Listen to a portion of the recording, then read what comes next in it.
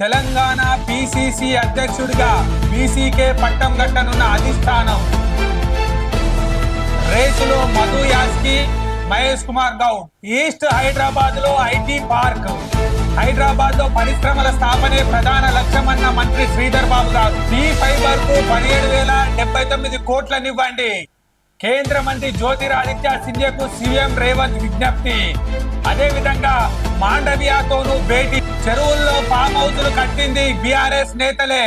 Buffer zone లో నా ఇల్లుంటే కూల్చేయండి. అదే విధంగా జన్వాడలోను కేటీఆర్ కు సవాల్ విసిరిన మంత్రి పొంగులేటి. పార్న్ వీడియోల నుంచి పిల్లల్ని కాపాడండి. మేధావుల రౌండ్ టేబుల్ సమావేశంలో అసెంబ్లీలో ఒకరోజు చర్చ పెట్టాలన్న ప్రతి ఇంటికి 300 రూపాయలకే టీ ఫైబర్ ని ఇస్తాం. టీ ఫైబర్ ను అత్యాధునికంగా ఆధునీకరణ చేసి రైతు ఖాతాల్లో తప్పులు సవరణ చేస్తున్నాం. 4,24,876 కుటుంబాలకు సంబంధించిన రైతు రుణమాఫీ పైసలు అతి త్వరలోనే వారి అకౌంట్ లో జమ చేసి యుద్ధ క్షేత్రంలో మోడీ కూర్చొని మాట్లాడితే అన్ని సమస్యలు అస్సాంలో మరో బాలికపై గ్యాంగ్ రేప్. జ్వరమని వస్తే డెంగ్యూ అని దోపిడీ. ప్రైవేట్ హాస్పిటల్లో కట్టడిపై కలెక్టర్లు శ్రద్ధ చూపాలి. మిత్రులందరికీ శుభోదయం. Welcome to morning news. మరిపోతే ముఖ్యాంశాలకు వచ్చేసరికి బీసీకే పిసిసి కాంగ్రెస్ హైకమాండ్ నిర్ణయం. రేసులో మధు యాస్కి, మహేష్ కుమార్ గౌడ్. నేడో రేపో కొత్త అధ్యక్షుడి ప్రకటన. మంత్రివర్గ విస్తరణపై రాని క్లారిటీ. ఖాళీగా ఉన్న 6 4 బెర్తీలే భర్తీ. వాకిటి శ్రీహరి, సుదర్శన్ రెడ్డికి ఛాన్స్. మరో 2 బెర్తులకు 4 పేర్లు పరిశీలన. ఢిల్లీలో కాంగ్రెస్ అగ్రనేతలతో CM Revanth, deputy CM Bhatti Uttam భేటీ. ఏదైతే రెడ్డి సామాజిక వర్గం నుంచి ముఖ్యమంత్రి ఉండగా ఎస్సీ సామాజిక వర్గం నుంచి ఉప ముఖ్యమంత్రి ఉండడంతో బీసీ సామాజిక వర్గానికి కొంచెం దూరంగా ఉన్నటువంటి అనిపిస్తా ఉన్నది. అందుకని హైకమాండ్ ఏదైతే బీసీ సామాజిక వర్గానికి పిసిసి ఇస్తే అన్ని వర్గాలను సమతుల్యం చేసినట్టుగా భావించినట్టుగా మనకు కనబడతా ఉంది. దానికి సంబంధించి మహేష్ కుమార్ గౌడ, మధు యాస్కి ఇవాళ రేపు 2 రోజులలో ఏదో ఒకటి కొలిక్కి వచ్చే అవకాశం ఉంది. బీసీసీ వర్గానికి పిసిసి చీఫ్ ఇవ్వాలని కాంగ్రెస్ అధిష్టానం నిర్ణయించింది. దీనిపై 2 రోజుల్లో అధికారికంగా ప్రకటించే అవకాశం ఉంది. పార్టీ చీఫ్ మల్లికార్జున ఖర్గే నేతృత్వంలో కీలక భేటీ జరిగింది. ఇందులో రాహుల్ గాంధీ, వేణుగోపాల్, దీపాదాస్ మున్షి, రేవంత్ రెడ్డి, బట్టి విక్రమార్క, ఉత్తమ్ కుమార్ రెడ్డి పాల్గొన్నారు. దాదాపు 2.5 గంటల పాటు సాగిన దారిలో పిసిసి చీఫ్, కేబినెట్ విస్తరణ, మళ్లీ సాయంత్రం కేసీ వేణుగోపాల్ తో రాష్ట్ర వేత్తలు సమావేశమయ్యారు. ఈ సందర్భంగా పిసిసి చీఫ్ పదవి బీసీలకే ఇవ్వాలని హైకమాండ్ నిర్ణయించినట్టుగా రాష్ట్ర నేతలకు కేసీ వేణుగోపాల్ స్పష్టతనిచ్చారు. పిసిసి ప్రచార కమిటీ చైర్మన్ గా మధు యాస్కి, పిసిసి వర్కింగ్ ప్రెసిడెంట్ గా మహేష్ కుమార్ గౌడ్ పోటీ పడుతున్నారు. ఇద్దరిలో ఎవరిని ఎంపిక చేయాలనే దానిపై పార్టీ హైకమాండ్ 1-2 రోజుల్లో నిర్ణయం తీసుకునే అవకాశం ఉంది. మధు యాస్కి విషయంలో రాహుల్ సానుకూలంగా ఉండగా సీఎం రేవంత్ రెడ్డి మాత్రం మహేష్ కుమార్ గౌడ్ పేరును సిఫారసు చేసినట్టు ఉంది. ఇక బట్టి, ఉత్తమ్ ఎవరి వైపు మొగ్గు చూపారనేది క్లారిటీ లేకున్నా మధు యాస్కి, మహేష్ కుమార్ గౌడ్లలో ఒకరిని పిసిసి చీఫ్ పదవి వరించే అవకాశం ఉందని కాంగ్రెస్ ముఖ్య నేతలు చెబుతా ఉన్నారు. ఏదైతే తెలంగాణ నూతన రథసారథిగా మహేష్ కుమార్ గౌడ, మధు యాస్కి ఇద్దరిలో ఎవరో ఒకరు ఇవాళ సాయంత్రం కల్లా పేరు డిక్లేర్ అవుతుందని చెప్పి మనకు ఢిల్లీ నుంచి అందుతున్న సమాచారం. అదే విధంగా చెరువుల్లో ఫామ్ హౌస్లు కట్టింది బీఆర్ఎస్ నేతలే. నాడు రేవంత్ డ్రోన్ తిప్పితే కేసు పెట్టి ఇప్పుడు ఫ్రెండ్ ఫామ్ హౌస్ అంటావా? కేటీఆర్ పై మంత్రి పొంగులేటి శ్రీనివాసరెడ్డి ఫైర్. నేను మీలా లీజుకు తీసుకున్నానని తప్పించుకోను. జన్వాడ ఫామ్ హౌస్ లీజ్ ఎంతో చెప్పాలని డిమాండ్. తన ఇల్లు బఫర్ జోన్ లో ఉంటే కూల్చేయాలని ఆర్డర్.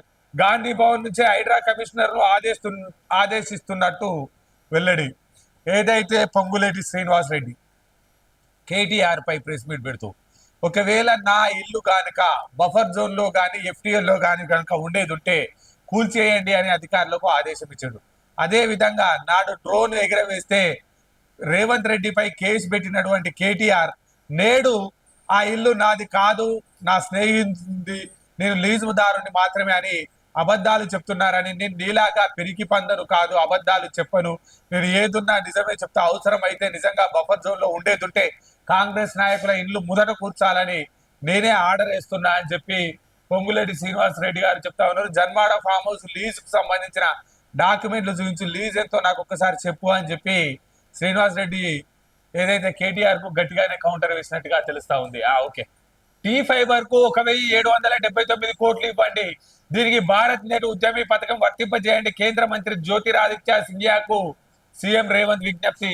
కేంద్ర క్రీడా శాఖ మంత్రి మన్సుఖ్ మాండవియాతోనూ భేటీ, స్పోర్ట్స్ యూనివర్సిటీకి ఆర్థిక సహాయం చేయాలని ఇండియా, కోలో ఇండియా నిధులు పెంచాలని రిక్వెస్ట్. ఈ ఫైబర్ ప్రాజెక్టుకు సంబంధించి 1779 కోట్ల వడ్డీ లేని రుణాన్ని ఇవ్వాలని కేంద్ర మంత్రి జ్యోతిరాదిత్య సింధియాకు సీఎం రేవంత్ అదేవిధంగా ఉప ముఖ్యమంత్రి బట్టి వినతి పత్రాన్ని సమర్పించారు. గ్రామ పంచాయతీలు, మండలాలు, జిల్లాలకు కనెక్టివిటీ కల్పించడమే తమ ఉద్దేశమని సీఎం రేవంత్ చెప్పారు. అదేవిధంగా 65,500 ప్రభుత్వ సంస్థలకు 2G, G2G governor to government, G2C government to citizen connectivity కల్పించాలని భావిస్తున్నామని, గ్రామీణ ప్రాంతాల్లో 63 లక్షల ఇళ్లకు, పట్టణ ప్రాంతాల్లో 30 లక్షల ఇళ్లకు నెలకు కేవలం 300కి ఇంటర్నెట్, టీవీ, కేబుల్, ఎడ్యుకేషన్ సేవలు అందించాలని యోచిస్తున్నట్టుగా ఏదైతే రేవంత్ రెడ్డి గారు చెప్పడం జరిగింది. దానికి సంబంధించి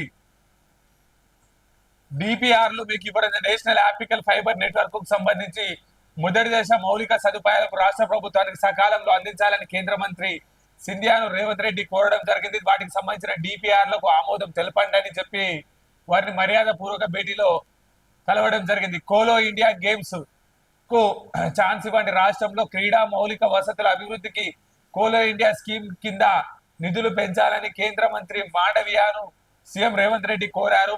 హైదరాబాద్ గచ్చిబౌలిలోని జిఎంసి బాలయోగి స్టేడియం, సెంట్రల్ యూనివర్సిటీలోని షూటింగ్ రేంజ్, ఎల్బీ స్టేడియం, అకింగ్పేటలోని sports school, Sarovar Nagar indoor స్టేడియంలో మౌలిక వసతుల అభివృద్ధికి తాము ఇప్పటికే పంపించిన డిపిఆర్లను ఆమోదించాలని విజ్ఞప్తి చేశారు. అలాగే 2025 జనవరిలో నిర్వహించే ఖేలో ఇండియా యూత్ గేమ్స్ నిర్వహణలో హైదరాబాద్ కు అవకాశం ఇవ్వాలని కోరారు. ఒలింపిక్స్ నిర్వహణకు కూడా అవకాశం ఇవ్వండి, హైదరాబాద్ త్వరితగతిన అభివృద్ధి చెందుతుందని మీరు కనుక అవకాశం ఇచ్చినట్లయితే, స్పోర్ట్స్ ఇండియాకు సంబంధించి హైదరాబాద్ ను అన్ని విధాల అవకాశాలు కల్పించినట్లయితే మేము అతి సమర్థవంతంగా క్రీడలు నిర్వహిస్తామని చెప్పి క్రీడా శాఖ మంత్రి మాండవియా గారికి సీఎం రేవంత్ అదేవిధంగా బట్టి విక్రమార్క గారు చెప్పడం జరిగింది.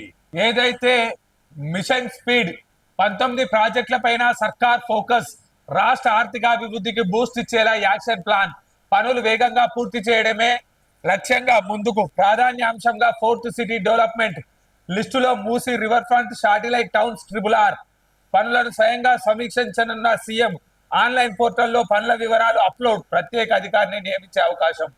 ఏదైతే 19 వ్యూహాత్మకంగా తెలంగాణ రాష్ట్రానికి సంబంధించి అత్యంత అభివృద్ధికి కేర్ ఆఫ్ అడ్రస్ గా ఎంచుకున్నటువంటి 19 పనులు, అందులో మూసి శుద్ధీకరణ, అదేవిధంగా RRR, అదేవిధంగా ఏదైతే 4th సిటీ మహేశ్వరానికి సంబంధించి ఫ్యూచర్ సిటీ, అదేవిధంగా స్పోర్ట్స్ ఇండియా, అదేవిధంగా స్కిల్ యూనివర్సిటీకి సంబంధించిన 19 ప్రాజెక్టులను అత్యంత వేగంగా పూర్తి చేసి అత్యంత పారదర్శకంగా పూర్తి చేయాలని, దానికి అవసరమైతే ఒక కమిషన్ను నియమించాలని రాష్ట్ర ప్రభుత్వం ఒక నిర్ణయానికి వచ్చినట్టుగా తెలుస్తా ఉంది. ఏదైతే ఈ దేశంలో జరుగుతున్నటువంటి అల్లర్లపై, ఆడపిల్లలపై జరుగుతున్న అఘాయిత్యాలపై, ఏదైతే పార్న్ రాకెట్స్ దేశవ్యాప్తంగా మర్రి ఊడల్లెక్క విచ్చుకొని దేశంలో ఆడపిల్లల భద్రతకు అభద్రతా భావాన్ని సవాల్ విసురుతున్నటువంటి పార్న్ వీడియోపై రాష్ట్ర మేధావుల సంఘం పార్న్ వీడియోల నుంచి పిల్లల్ని కాపాడాలి, అసెంబ్లీలో ఒక రోజంతా చర్చ పెట్టాలి, ప్రభుత్వాన్ని కోరిన స్వచ్ఛంద సంస్థలు పౌర్ణ సైట్ ను సర్కారే కట్టడి చేయాలి, స్మార్ట్ ఫోన్ల కారణంగానే లైంగిక దాడులు పెరిగినాయి, పిల్లలు ఏం చేస్తున్నారో తల్లిదండ్రులు గమనించాలి, రౌండ్ టేబుల్ సమావేశంలో ఎన్జిఓల ప్రతినిధులు. ఏదైతే స్వచ్ఛంద సంస్థలు ప్రభుత్వాన్ని అవసరమైతే ఒక రోజంతా అసెంబ్లీలో పెట్టండి, స్మార్ట్ టెలికాం సంస్థలకు సంబంధించి ట్రాయ్కి సపరేట్ గా ఒక విధి విధానాలు రూపకల్పన చేయండి, పార్న సైట్లను నిషేధించండి అని చెప్పి జర్నలిస్టు సంఘాలు అదేవిధంగా మేధావులు తెలంగాణ రాష్ట్ర ప్రభుత్వానికి రౌండ్ టేబుల్ సమావేశం పెట్టి తెలంగాణ రాష్ట్ర ప్రభుత్వానికి ఒక సూచన చేసినాయి. ఇకపోతే ఏదైతే శ్రీధర్ బాబు గారు తెలంగాణ రాష్ట్రానికి సంబంధించి పరిశ్రమల శాఖ మంత్రిగా ఉండి ప్రతిరోజు ఒక్కో కంపెనీ ప్రతినిధులతోటి స్వయంగా తానే మాట్లాడుతూ తెలంగాణ రాష్ట్రానికి సంబంధించి పరిశ్రమలను నెలకొల్పాలని, తద్వారా ఉపాధి ఉద్యోగ అవకాశాలు తెలంగాణ రాష్ట్ర ప్రజలకు మెరుగుపరచాలన్న లక్ష్యంతో పనిచేస్తున్నటువంటి శ్రీధర్ బాబు గారు ఈస్ట్ వైపు చూడండి, హైదరాబాద్ తూర్పు ప్రాంతాన్ని అభివృద్ధి చేస్తాం మంత్రి శ్రీధర్ బాబు. కొత్త పరిశ్రమలు ఈ ప్రాంతంలోనే ఏర్పాటయ్యేలా చర్యలు, ఐటీ హబ్ల ఏర్పాటుపైన చర్చిస్తున్నాం. ఎలక్ట్రానిక్ రంగంలో ఏదైతే కెయిన్స్ అత్యుత్తమ ప్రథమ కనబరిచే సంస్థగా ఉన్నది, ఆ సంస్థతోటి నిన్న కొంగర కణాల్లో కేన్స్ తయారీ కేంద్రాన్ని మంత్రి శ్రీధర్ బాబు గారు తయారు చేయడం జరిగింది, ప్రారంభించడం జరిగింది. దానికి సంబంధించిన విజువల్స్ చూడొచ్చు. కొంగర కళాల్లో కేన్స్ ఎలక్ట్రానిక్స్ పరిసరాల తయారీ కేంద్రాన్ని ప్రారంభిస్తున్న మంత్రి శ్రీధర్ బాబు గారు, తయారీ కేంద్రాన్ని ప్రారంభించిన మంత్రి శ్రీధర్ బాబు గారు ఏదైతే హైదరాబాద్ కు రింగ్ రోడ్ ఏర్పాటు చేస్తామని మంత్రి చెప్పారు. ఇబ్రహీంపట్నం మల్రెడ్డి రంగారెడ్డితో కలిసి ప్రతిష్టాత్మకంగా స్కిల్ యూనివర్సిటీ ఏర్పాటుకు పనులను ప్రారంభించాడు. దీంతో 4వ పట్టణంగా ఇక్కడి ప్రాంతాన్ని అభివృద్ధి చెందుతుందన్నారు.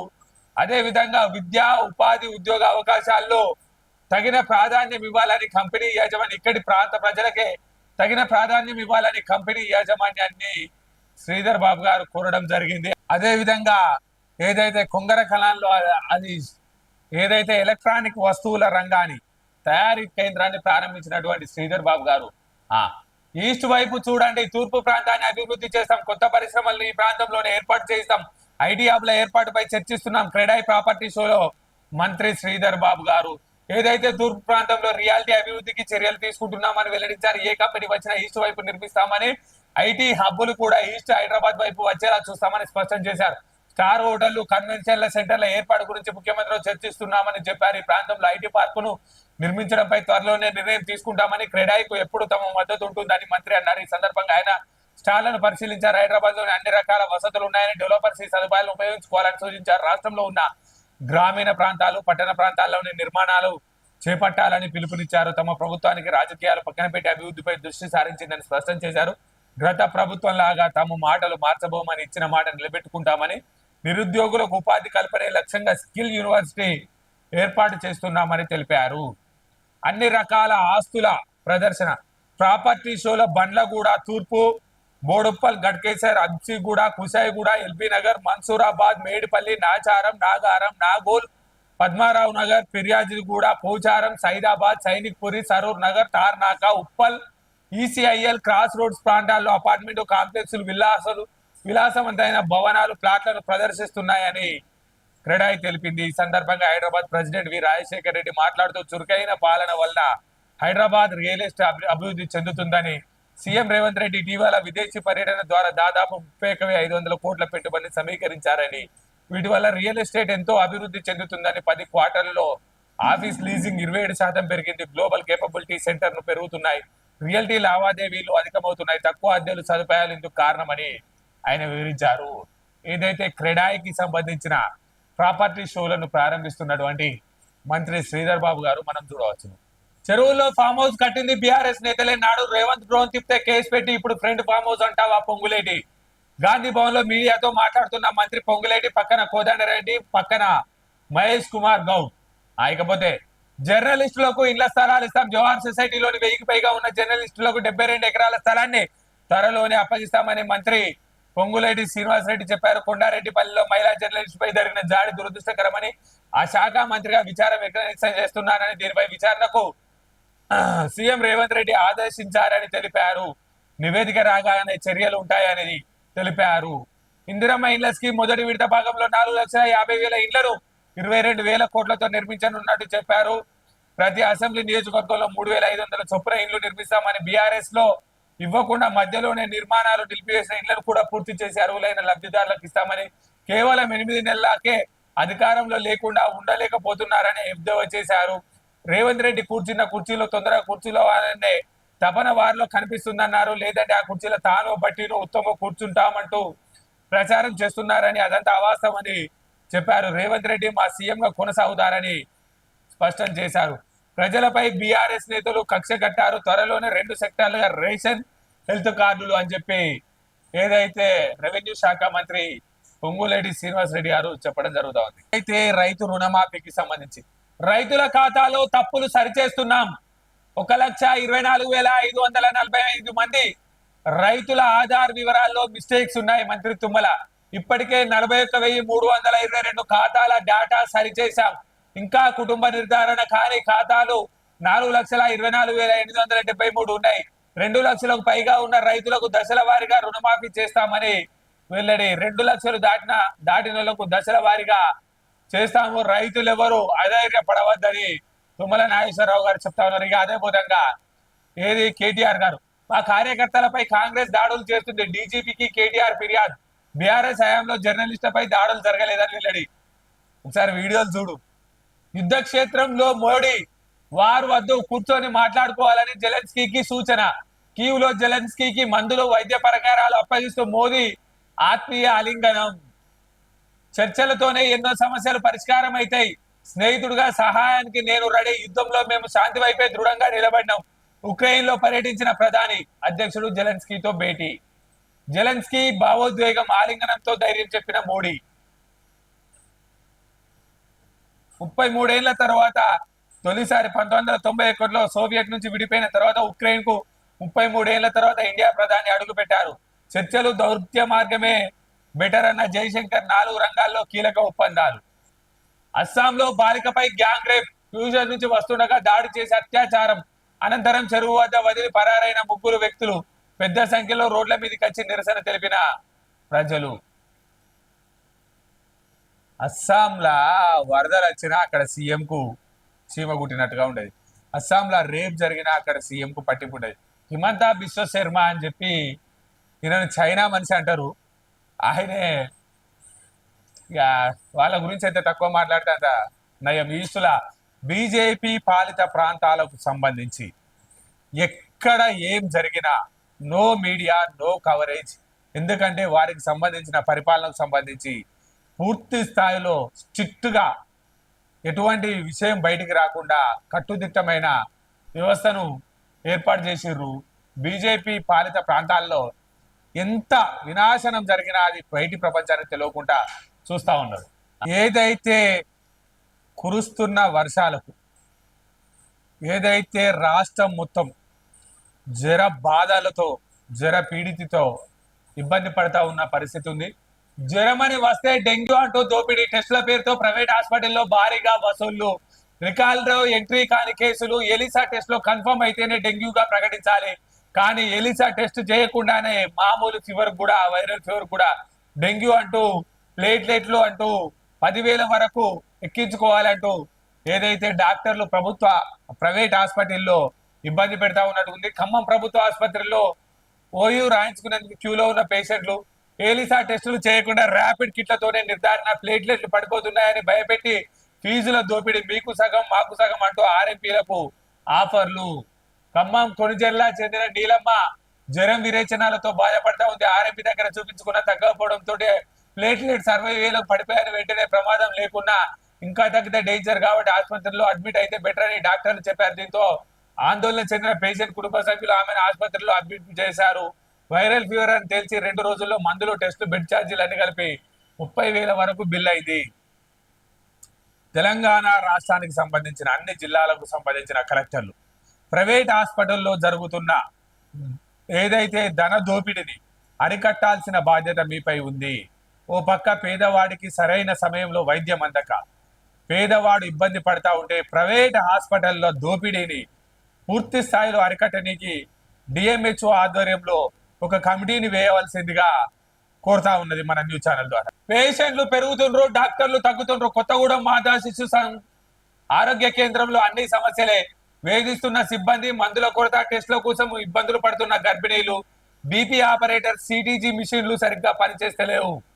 ఏదైతే ప్రభుత్వ హాస్పిటల్లో అరకొర వైద్య సదుపాయాలు ఉన్నాయి, సిబ్బంది ఇబ్బందిగా ఉన్నది అని కొత్తగూడెం రీజన్ సంబంధించి ఏదైతే నమస్తే తెలంగాణ వార్తా దినపత్రిక కరపత్రము ఎడిదిరేట బీఆర్ఎస్ పార్టీ పిల్లగాండ్ల ముడ్డి దూడవనికి, లేకపోతే పాల ప్యాకెట్ల మీద ఉన్న కవర్లు తుడవనికి, లేకపోతే ఏదైతే పప్పులు ఉప్పులు ఆరేయడానికి కింద వాడడానికి, ఇకపోతే ఇంకా దేనికి వాడుతున్నారు, వడియాలు ఎండబెట్టడానికి, ఏదైతే ప్యాకింగ్ కు ఈ మధ్య కాలంలో పేపరు వాల్యూ బాగా పెరిగిపోవడంతో ప్యాకింగ్ కు ఏదైతే అతి తక్కువగా పనికి రాని పేపర్ని ఏదైతే వాడతారో దానికి సంబంధించిన వాటిలో ముందు వరుసలో ఉన్నటువంటి నమస్తే తెలంగాణ పత్రిక దానికి సంబంధించా రేవంత్ రాజకీయ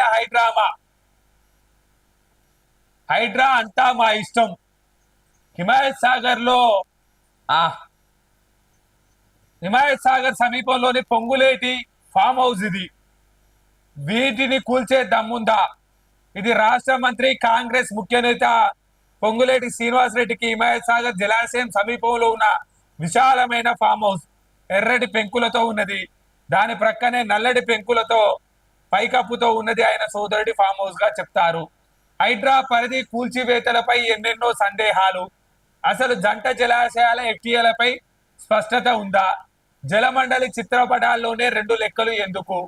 హద్దురాళ్లలో ఉన్నవెన్ని, జల సమాధి అయినవెన్ని? జలాశయాన్ని పర్యవేక్షించే జలమండలి ఏం చేస్తుంది? ఎఫ్టీఏల సంగతి సరే, మరి బఫర్ జోన్ ను కాపాడేదేవుడు? కొన్నింటిని వదిలి కొన్నింటినే కొట్టి ఇది హైడ్రా పని. తమ పరిధిలో లేని 3 గ్రామాల్లోనూ కూల్చుడు. నమస్తే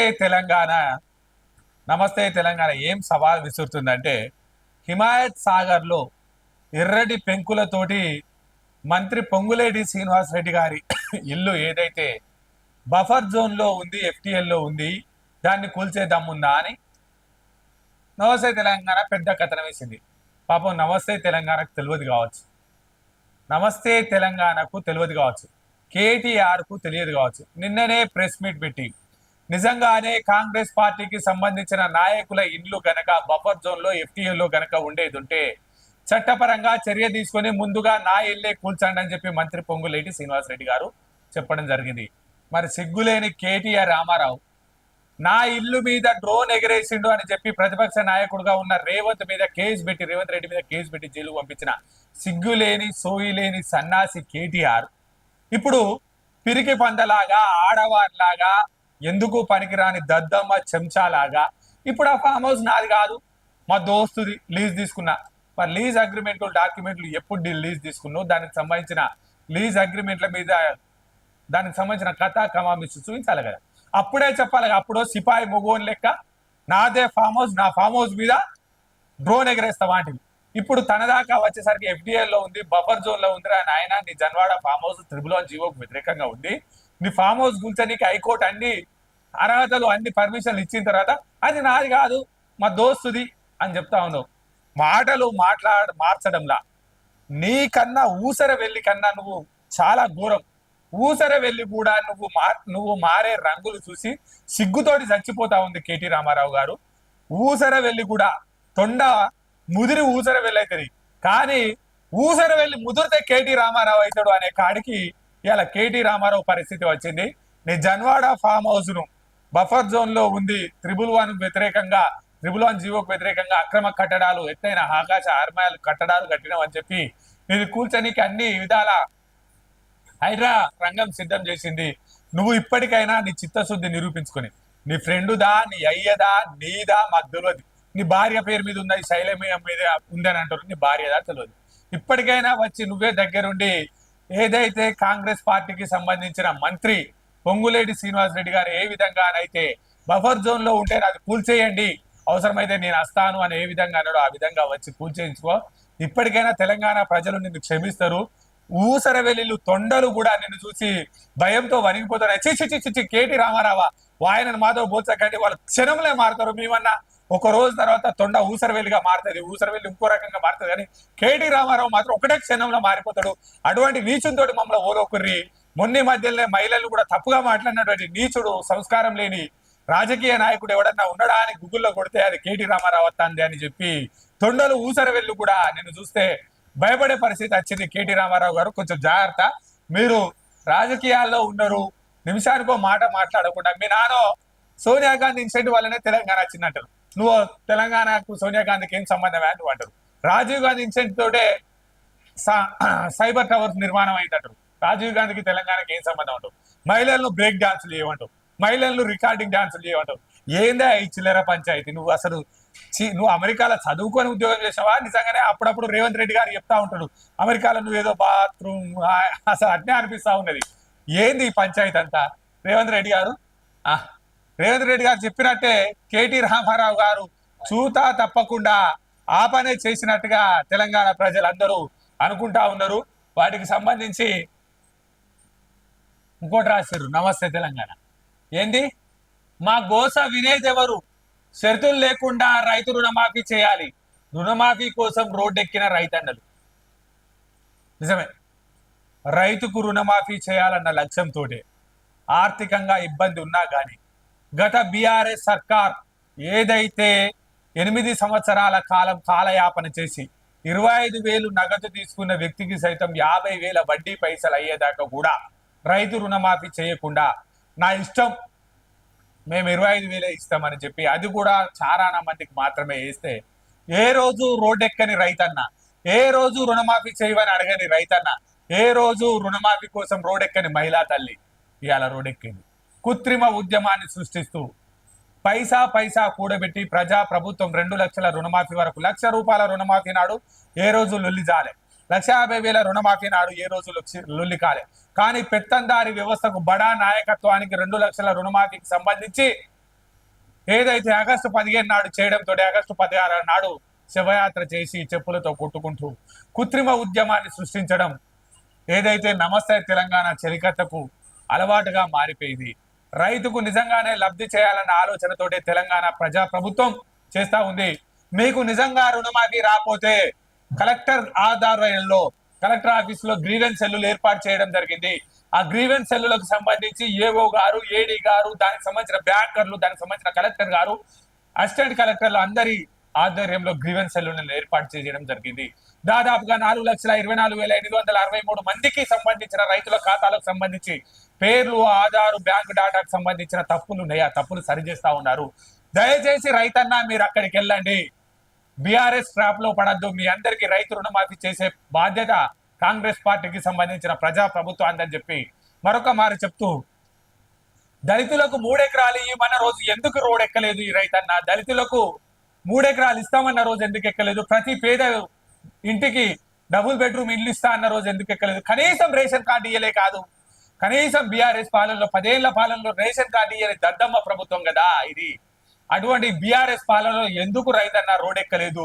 25,000 లోన్ తీసుకుంటే 50,000 వడ్డీ అయితే కూడా వడ్డీ మాఫ్ చేయని దద్దమ్మ ప్రభుత్వం కదా, అప్పుడెందుకు రోడ్ ఎక్కలేదు? దళితుడిని ముఖ్యమంత్రి చేస్తామని మాట ఇచ్చారు కదా, అప్పుడెందుకు రోడ్ ఎక్కలేదు? దళితుడిని సీఎం చేయకపోతే తల నరుక్కుంటా అన్న కేసీఆర్ తల నరుకోలేదు కదా, తల నరుకోమని ఎందుకు ధర్నా చేయలేదు?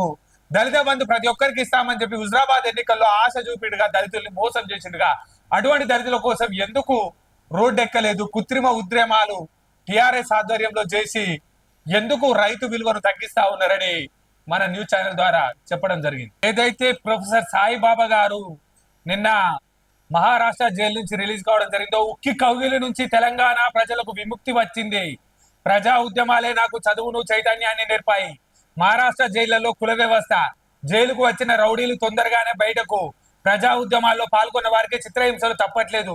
మిడ్ ది ప్రెస్ లో ప్రొఫెసర్ జిఎస్ సాయిబాబా.